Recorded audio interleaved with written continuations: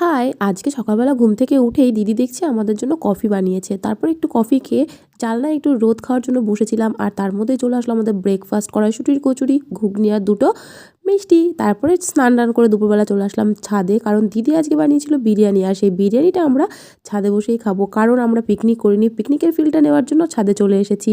আর ছাদে এসেই ফার্স্টে তোমাদেরকে দিদিদের বাড়িটা একটু ওপর থেকে দেখিয়ে দিচ্ছিলাম যে কেমন লাগে আর কতটা সুন্দর বাড়িটা। নিচ থেকে ভিডিও করলে তোমরা ভালো বুঝতে পারতে বাড়িটা ঠিক কতটা সুন্দর আর কতটা বড়। নেক্সট টাইম তোমাদের দেখাবো। দেন আমরা সবাই মিলে বসে গেলাম বিরিয়ানি খাওয়ার জন্য। আর দিদি এখানে সুন্দর করে বিরিয়ানি আমাদের প্লেটে সার্ভ করে দিচ্ছিল।